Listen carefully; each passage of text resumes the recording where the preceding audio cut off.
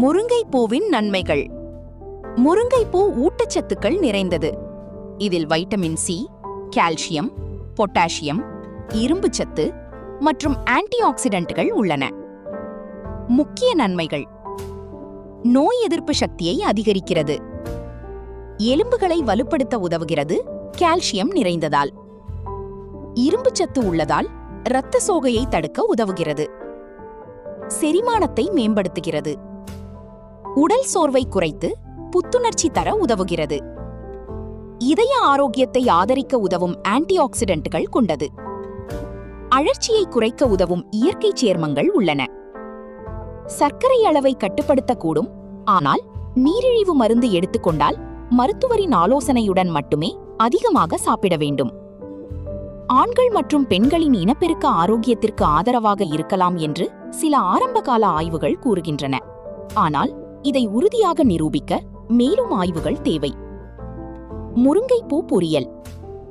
தேவையான பொருட்கள்: முருங்கைப்பூ 2 கப், வெங்காயம் 1, பச்சை மிளகாய் 2, கடுகு, உளுத்தம்பருப்பு தலா அரை டீஸ்பூன், எண்ணெய் 2 டீஸ்பூன், உப்பு தேவைக்கேற்ப, துருவிய தேங்காய் 2 டேபிள் ஸ்பூன்.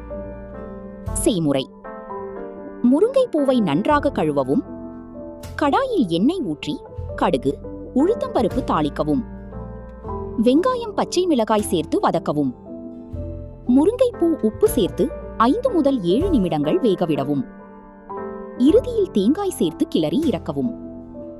முருங்கைப்பூ கூட்டு.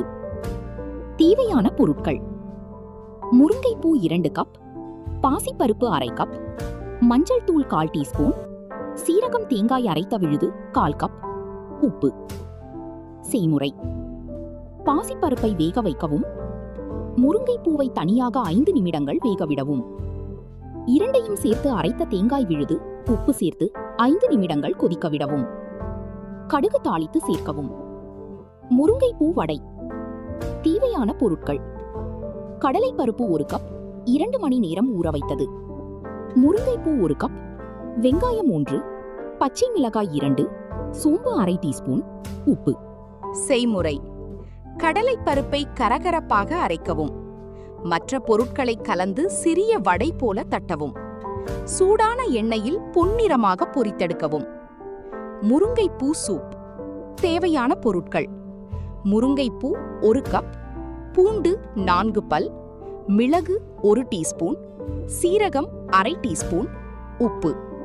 செய்முறை: பூண்டு, மிளகு, சீரகத்தை வதக்கவும், முருங்கைப்பூ சேர்த்து 2 நிமிடங்கள் வதக்கவும், 3 கப் தண்ணீர் சேர்த்து 10 நிமிடங்கள் கொதிக்கவிடவும், வடிகட்டி அல்லது அப்படியே சூடாக பரிமாறவும்.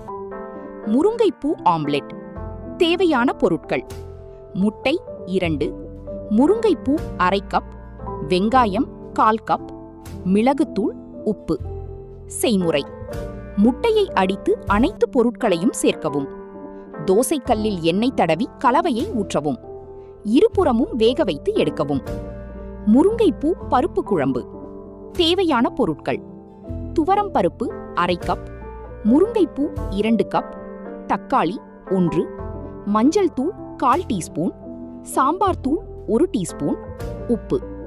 செய்முறை: துவரம் பருப்பை வேக வைக்கவும், முருங்கைப்பூ தக்காளியை வேகவிடவும், வேக வைத்த பருப்பு, மசாலா, உப்பு சேர்த்து 10 நிமிடங்கள் கொதிக்கவிடவும், கடுகு, கறிவேப்பிலை தாளித்து சேர்த்து பரிமாறவும். இந்த 6 வகை உணவுகளும் சுவையாக இருப்பதோடு முருங்கைப்பூவின் ஊட்டச்சத்துக்களையும் பெற உதவும். கவனிக்க வேண்டியது: அளவோடு சாப்பிடுவது நல்லது. பூச்சிக்கொல்லி இல்லாத நன்றாக கழுவிய முருங்கைப்பூவை பயன்படுத்துங்கள். கர்ப்பிணிகள் அல்லது குறிப்பிட்ட உடல்நல பிரச்சனைகள் உள்ளவர்கள் அதிகமாக உட்கொள்வதற்கு முன் மருத்துவரின் ஆலோசனையை பெறுவது நல்லது.